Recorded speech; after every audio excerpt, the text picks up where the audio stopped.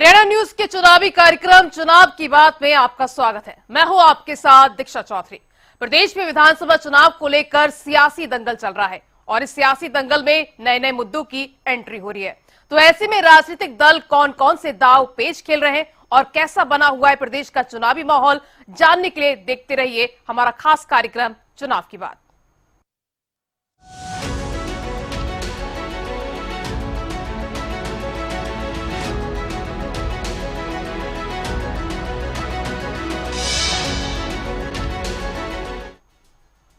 चुनाव की बात में सबसे पहले बात होगी हरियाणा बीजेपी में विधानसभा चुनाव से पहले हुए बड़े संगठनात्मक बदलाव की, जहां पार्टी ने 6 जिला अध्यक्षों को बदला है, जबकि 4 नए जिला प्रभारी और 5 प्रदेश कार्यकारिणी सदस्य नियुक्त किए गए हैं। रिपोर्ट देखिए।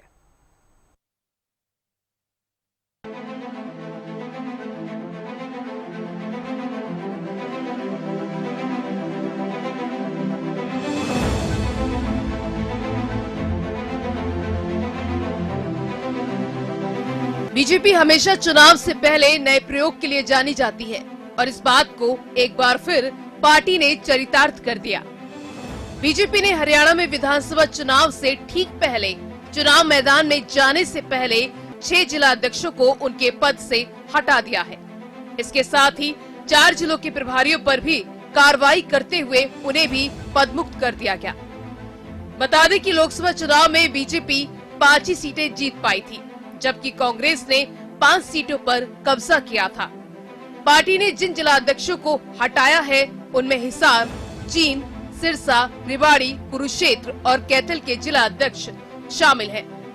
बताया जा रहा है कि इन सभी नेताओं के खिलाफ पार्टी को भीतरघात की शिकायतें मिली थी और ऐसा भी माना जा रहा है कि पार्टी की इस कार्रवाई को लोकसभा चुनाव से भी जोड़कर देखा जा रहा है। वहीं सांसदों और उम्मीदवारों ने चुनाव के बाद इन जिला अध्यक्षों की रिपोर्ट मुख्यमंत्री नायब सैनी और पूर्व मुख्यमंत्री मनोहर लाल को सौंपी थी। इन जिला अध्यक्षों पर भीतरघात करने और काम न करने के जैसे आरोप लगे थे। वहीं कुछ जिला अध्यक्षों को इसलिए हटाया गया क्योंकि उन्होंने चुनाव लड़ने की इच्छा जाहिर की थी। वह पूरे जिले को संभालने के बजाय अपने चुनाव पर ध्यान देना चाहते थे। इसी कारण बीजेपी ने फेरबदल किया है। हरियाणा में विधानसभा की 90 सीटें हैं और अक्टूबर में विधानसभा चुनाव हो सकते हैं। बीजेपी ने कुछ दिन पहले ही प्रदेश अध्यक्ष पर अहम नियुक्तियां करते हुए ब्राह्मण समुदाय से आने वाले मोहनलाल बड़ोली को पार्टी का अध्यक्ष बनाया था और इसके बाद दलित समुदाय से आने वाले कृष्ण बेदी को प्रदेश महामंत्री पद की जिम्मेदारी सौंपी थी। कहा जा सकता है कि लोकसभा चुनाव में मिले झटके के बाद बीजेपी अपनी हार के कारणों पर मंथन करने के साथ ही जरूरी कदम भी उठा रही है। मुख्यमंत्री नायब सैनी ने पंचायतों और नगर परिषदों में पिछड़े वर्ग का आरक्षण भी बढ़ाया है और कई बड़े ऐलान भी किए हैं। फिलहाल हटाए गए 6 में से 5 जिला अध्यक्ष को पार्टी ने प्रदेश कार्यकारिणी में शामिल किया है। बता दें कि लोकसभा चुनाव में बीजेपी को हरियाणा की 4 लोकसभा सीटों पर भीतरघात की शिकायतें मिली थी। इसमें से 3 सीटें बीजेपी हार गई थी, जिसमें हिसार, सिरसा और सोनीपत है, जिसका खामियाजा ये हुआ कि भाजपा यहां हार गई। चुनाव के बाद बीजेपी कार्यकर्ताओं के फीडबैक के जरिए रिपोर्ट तैयार की गई थी। कौन सा उम्मीदवार किन कारणों से हारा, वहीं लोकसभा चुनाव के बाद ही मुख्यमंत्री ने पंचकुला में सभी उम्मीदवारों की मीटिंग बुलाई थी। इस बैठक में पूर्व सीएम मनोहर लाल भी मौजूद रहे थे। इस मीटिंग में उम्मीदवारों ने भीतरघात से होने वाले नुकसान के बारे में बताया था। मीटिंग में जो नाम सामने आए थे उसके आधार पर पार्टी ने कार्यकर्ताओं से फीडबैक लेना शुरू किया था। साथ ही नतीजों से पहले सीएम नायब सैनी ने भीतरघातियों को स्पष्ट संदेश दिया था कि किसी को बख्शा नहीं जाएगा और दिल्ली दरबार में भी इसकी शिकायत की जाएगी। प्रदेश में विधानसभा चुनाव में कुछ ही वक्त का समय रह गया है। ऐसे में बीजेपी हर कदम फूंक फूंक कर रख रही है ताकि लोकसभा जैसा रिजल्ट उसे देखने को न मिले। वहीं सीएम नायब सैनी लगातार प्रदेश भर के दौरे कर रहे हैं और जनता के बीच जाकर कई घोषणाएं कर रहे हैं। उधर कांग्रेस गुटबाजी की वजह से परेशान है। बहरहाल अब देखना होगा इस उलटफेर से बीजेपी को कितना फायदा होगा। Bureau report, Haryana news.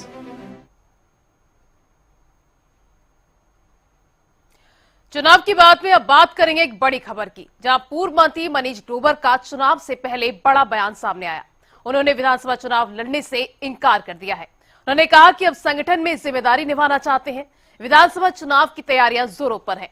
ऐसे में मनीष ग्रोवर का यह फैसला बीजेपी के लिए झटका हो सकता है, क्योंकि मुख्यमंत्री नायब सैनी ने भी बीजेपी प्रदेश अध्यक्ष रहने के दौरान मनीष ग्रोवर पर रोहतक सीट से भरोसा जताया था। मनीष ग्रोवर के इस ऐलान के पीछे आखिर रणनीति क्या हो सकती है, ये तो आने वाला समय ही बता पाएगा।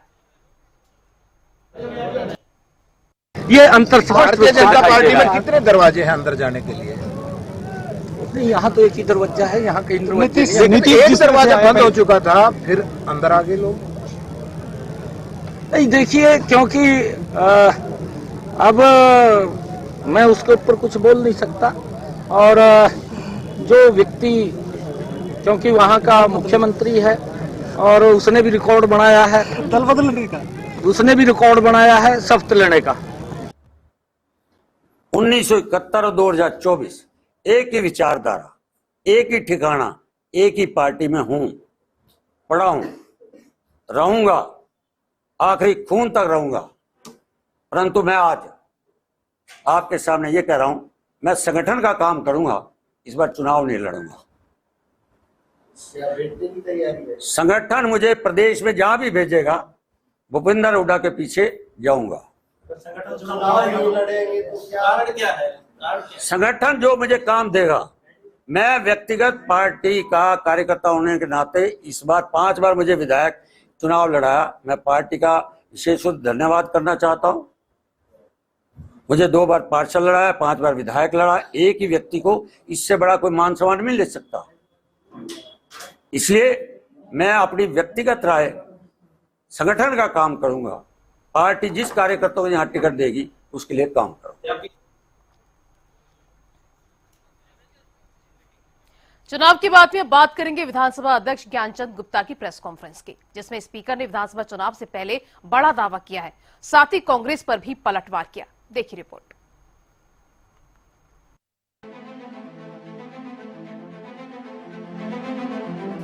इलेक्शन से पहले स्पीकर का बड़ा दावा। पंचकूला में वोटर लिस्ट में भारी अनियमितता। पंचकूला में 40,000 वोट अनआइडेंटिफाइड। विधानसभा चुनाव से पहले विधानसभा स्पीकर और पंचकूला से बीजेपी विधायक ज्ञानचंद गुप्ता ने बड़ा दावा किया है। स्पीकर ने वोटर सूची में भारी अनियमितताओं का जिक्र किया है और ये दावा किया है कि मौजूदा लिस्ट के हिसाब से विधानसभा चुनाव हुए तो ये फेयर नहीं होगा, जिसके लिए ज्ञानचंद गुप्ता ने चीफ इलेक्शन ऑफिसर को पत्र भी लिखा है। ज्ञानचंद गुप्ता ने कहा कि विधानसभा चुनाव को देखते हुए उनके द्वारा कराए गए डोर टू डोर सर्वे में इस बात की जानकारी मिली है। उन्होंने मांग की है कि इन वोटर्स को डिलीट किया जाना चाहिए। आने वाले जो विधानसभा चुनाव हैं, उन चुनावों को देखते हुए जो हमारी वोटर सूचियां हैं, वोटर सूचियों के अंदर बहुत सारी अनियमितताएं हैं। उन अनियमितताओं के लिए मैंने चीफ इलेक्शन कमिश्नर नई दिल्ली को एक पत्र लिखा है कि इन अनियमितताओं के रहते चुनाव यदि कराते हैं तो वो फेयर फ्री चुनाव नहीं होंगे। एक अनुमान के अनुसार जो हमने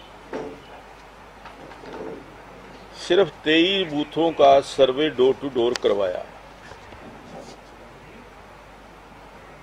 23 बूथों के अंदर टोटल वोट 26,112 हैं। उनमें से 3906 वोट या तो उनकी डेथ हो चुकी है या वो वहां पर रहते नहीं हैं।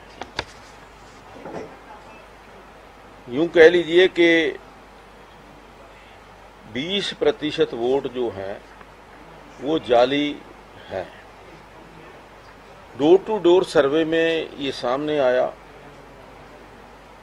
कि जिन लोगों की डेथ 8 साल 9 साल पहले भी हो चुकी है, वो भी अभी मतदाता सूची के अंदर हैं। हमारी ये अप्रीहेंशन है कि ये जो लगभग 4000 वोट केवल 23 बूथों के अंदर और लगभग 230 बूथ हैं, तो एक विधानसभा के अंदर 40,000 वोट जो अनअकाउंटेड है, अनआइडेंटिफाइड हैं, वो बने हुए हैं। 40,000 वोट किसी भी विधानसभा के परिणाम को पूरी तरह प्रभावित कर सकते हैं। तो इसलिए ये वोटर जो डेड हैं, इनका डिलीट किया जाना, और जो ये बोगस वोटर हैं इनको डिलीट किया जाना बहुत जरूरी है फ्री एंड फेयर इलेक्शन के लिए। स्पीकर ने कांग्रेस विधायक पर किया पलटवार। कांग्रेस एमएलए की लॉ डिग्री पर उठाए सवाल। कांग्रेस की पिटीशन में खामियों पर विधायक को घेरा। कांग्रेस के आरोपों का दिया जवाब। चुनाव से पहले कांग्रेस और जेजेपी में विधायकों की पार्टी विरोधी गतिविधियों का मामला भी तूल पकड़ रहा है, जिसको लेकर कांग्रेस की तरफ से प्रेस कॉन्फ्रेंस की गई थी, जिसमें कांग्रेस विधायक बीबी बत्रा ने स्पीकर की भूमिका पर सवाल उठाते हुए कहा था कि स्पीकर हमारे खिलाफ ही फैसला लेना चाहते हैं, क्योंकि वह सत्ता पक्ष से ताल्लुक रखते हैं। कहीं भी एफिडेविट की रिक्वायरमेंट नहीं है। आदमी क्योंकि उन्होंने हमारे खिलाफ करना है। He's a party. We'll come to that also. This is a partisan, एक क्योंकि सत्ता पक्ष से वो बिलोंग करते हैं, इसलिए विपक्ष को ना फेवर करने के लिए उन्होंने ये बात की। हमने एफिडेविट दिया, एफिडेविट में लैंग्वेज पढ़ता हूँ, इसकी रिक्वायरमेंट नहीं थी। The annexures are the true type copy. Annexures are the true type copies and photocopies of their respective original and nothing has been concealed there. मैं हल्फिया बयान दे रहा हूं कि मेरे इलेक्शन बिल्कुल ठीक हैं, बस सिर्फ कमी इतनी ही है कि मेरे इलेक्शन के ऊपर साइन नहीं है। This is the only defect so far as law of the land says कि जब कोई पिटीशन, यही जजमेंट कहती है कि अपना डॉक्टर महासुंदर प्रसाद सिंह वाली जजमेंट कहती है कि ये पिटीशन अगर वापस भी ले ले तब भी स्पीकर का कर्तव्य बनता है कि उस पिटीशन को चालू रखे। ये एक व्यक्ति मेरा या पिताजी का आपस में वाद विवाद नहीं है, ये कोई इंटरेस्टिंग पार्टी डिस्प्यूट नहीं है, ये किसी के साथ मेरा मुकदमा नहीं है। ये स्पीकर के नोटिस पे लाना है कि हिंदुस्तान का संविधान 10th शेड्यूल ये कहता है कि कोई व्यक्ति वॉलंटली आएंगे, उसके लिए पिटीशन की भी जरूरत नहीं है, सिर्फ इंफॉर्मेशन ही सफिशिएंट है। दैट्स वाई सबसे पहले हमने उसको नोटिस दिया इस बात के इंफॉर्मेशन के लिए, और ये जग जाहिर है, उनको पता है, उनकी पार्टी का है, उनका सब कुछ पता है, क्योंकि उन्होंने हमको इंसाफ देना नहीं है। इस बीच स्पीकर ज्ञानचंद गुप्ता ने कांग्रेस के इन तमाम आरोपों का पलटवार करते हुए कहा कि शायद कांग्रेस ने रूल्स की किताब ही नहीं पढ़ी है। मुझे शक होता है कहीं डिग्री फर्जी तो नहीं है। सारे जो एलिगेशन लगाना तो बहुत आसान है, किसी के ऊपर भी एलिगेशन लगाया जा सकता है, और मैं ही समझता हूं कि जो बड़े बड़े कांग्रेस के पास वकील, लॉ ग्रेजुएट और तरह तरह के जो डिग्री होल्डर हैं, कोई भी जो पिटीशन या कोई भी नोटिस दिया जाता है एज पर रूल्स दिया जाता है लॉ के मुताबिक। अब जो अपने आप को लॉ ग्रेजुएट कहते हैं, वकील हैं बड़े बड़े, उनको कम से कम जब उन्होंने नोटिस दिया था वो रूल्स की किताब तो पढ़नी चाहिए थी कि ये जो हम नोटिस दे रहे हैं एज पर रूल्स है कि नहीं है। अगर आप किसी की सदस्यता बर्खास्त करने की मांग कर रहे हैं तो उसके अंदर रूल्स के अंदर ये प्रावधान है कि उनको पिटीशन करनी पड़ेगी। अब इतना भी उनको अगर मालूम नहीं है या रूल्स की बुक उन्होंने नहीं पढ़ी है तो मेरा तो कसूर नहीं है इसमें। और दूसरी बात, एक बार उन्होंने नोटिस दिया, फिर रिमाइंडर दिया, रिमाइंडर देने के बाद फिर जब उनको वो रिजेक्ट हो गया फिर तो पढ़ लेनी चाहिए थी। अब उसकी किताब जो रूल्स की किताब है उन्होंने फिर भी वो रूल्स की किताब नहीं पढ़ी। अब मुझे तो कहीं ना कहीं शक होता है कि डिग्री फर्जी तो नहीं है कहीं। कांग्रेस के तमाम आरोपों और सवालों का ज्ञानचंद गुप्ता ने कड़ा पलटवार किया है। अब देखने वाली बात होगी कि इसके बाद कांग्रेस की तरफ से क्या कदम उठाया जाता है।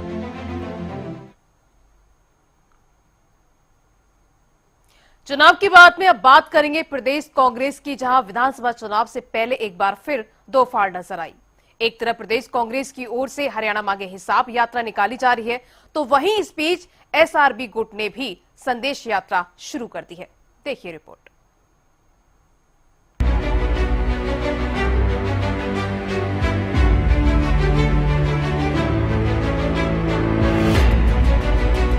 हरियाणा विधानसभा चुनाव से पहले हुडा वर्सेस एसआरबी। प्रदेश कांग्रेस में एक बार फिर दिखी दो फाड़। हरियाणा मांगे हिसाब के बीच सैलजा की संदेश यात्रा। हरियाणा मांगे हिसाब यात्रा के बाद रथ यात्रा निकालेंगे हुडा। भूपेंद्र हुडा और उदय भान करेंगे रथ यात्रा। रथ यात्रा वर्सेस संदेश यात्रा। हरियाणा में विधानसभा चुनाव के लिए अब ज्यादा दिन नहीं बचे हैं। सभी दल जोरों शोरों से अपनी अपनी तैयारियों में जुटे हुए हैं। सत्ता में आसीन बीजेपी आए दिन नई नई घोषणाएं कर रही है। पार्टी में बड़ी बैठकों का दौर भी जारी है। तो कांग्रेस भी हरियाणा की सत्तारूढ़ भाजपा सरकार के विरुद्ध हरियाणा मांगे हिसाब अभियान के तहत जन जन तक पहुंच रही है। इस अभियान के तहत सांसद दीपेंद्र सिंह हुडा पूरे प्रदेश में पदयात्राएं निकाल रहे हैं और लोगों के साथ संवाद कर रहे हैं। 15 जुलाई से शुरू हुई दीपेंद्र हुडा की पदयात्रा अब तक कई विधानसभा क्षेत्र कवर कर चुकी है। कांग्रेस का कहना है कि इस यात्रा को जनता का पूरा समर्थन मिल रहा है। यात्रा के जरिए कांग्रेस जन जन तक बीजेपी की नाकामियों को गिना रही है। हरियाणा कांग्रेस की इस यात्रा के बीच पूर्व केंद्रीय मंत्री और सिरसा से सांसद कुमारी शैलजा ने अंबाला से कांग्रेस संदेश यात्रा की शुरुआत कर दी है। बड़ी बात यह है कि ये यात्रा कांग्रेस सांसद दीपेंद्र हुडा की हरियाणा मांगे हिसाब यात्रा से अलग है। बता दें कि दीपेंद्र हुडा की इस यात्रा से पहले प्रदेश कांग्रेस अध्यक्ष उदय भान और पूर्व सीएम भूपेंद्र हुडा ने इसकी जानकारी दी थी। दीपेंद्र हुडा की इस यात्रा के खत्म होने के बाद पूर्व मुख्यमंत्री भूपेंद्र सिंह हुडा और हरियाणा कांग्रेस के अध्यक्ष उदय भान भी पूरे प्रदेश में रथ यात्रा निकालेंगे। लेकिन इन सब के बीच कुमारी शैलजा की संदेश यात्रा ने कई सवाल खड़े कर दिए हैं, क्योंकि संदेश यात्रा के लिए जो पोस्टर शेयर किया गया है वो कांग्रेस के बीच की गुटबाजी और दो फाड़ को उजागर कर रहा है। संदेश यात्रा के लिए पहले जो पोस्टर शेयर किया गया था उसमें ना तो सीएलपी लीडर भूपेंद्र सिंह हुडा की तस्वीर थी, ना ही प्रदेश अध्यक्ष उदय भान और ना ही प्रदेश प्रभारी दीपक बाबरिया की तस्वीर उस पोस्टर में थी। ये पोस्टर सोशल मीडिया पर जमकर वायरल हुआ, लेकिन गुटबाजी से पल्ला झाड़ने के लिए कहें या गुटबाजी पर पर्दा डालने के लिए कुमारी शैलजा की तरफ से नया पोस्टर जारी किया गया है, जिसमें भूपेंद्र हुडा और कांग्रेस प्रदेश अध्यक्ष उदय भान की तस्वीर भी जोड़ दी गई है। इस रैली से हरियाणा कांग्रेस के नए गुट यानी एसआरबी को भी हवा मिली है और प्रदेश कांग्रेस में नए राजनीतिक समीकरण बनते नजर आए हैं। तो शाम की विधायक किरण चौधरी के बीजेपी ज्वाइन करने के बाद हरियाणा कांग्रेस के एसआरके गुट से के यानी किरण चौधरी के हटने पर मानो चौधरी वीरेंद्र सिंह की एंट्री हो गई है और एसआरके गुट का नाम बदलकर अब एसआरबी गुट हो गया है।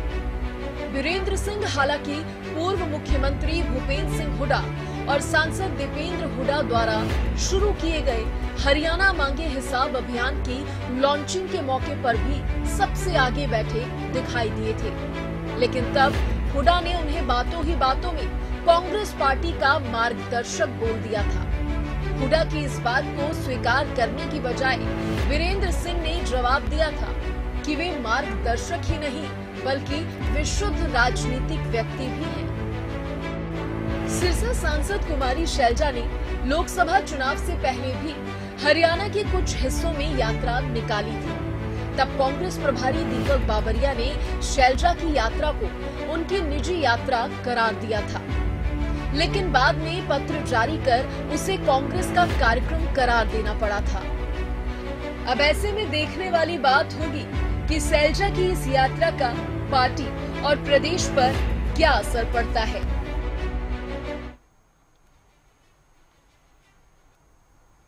चुनाव की बात में अब बात करेंगे कुमारी शैलजा की जन संदेश यात्रा की। अंबाला से कुमारी शैलजा ने जन संदेश यात्रा पाठ की शुरुआत कर दी है। शैलजा ने जहां यात्रा के जरिए अपनी ताकत दिखाई, तो वहीं कुमारी शैलजा भीड़ देखकर गदगद नजर आई और कहा कि लोगों में काफी जोश है।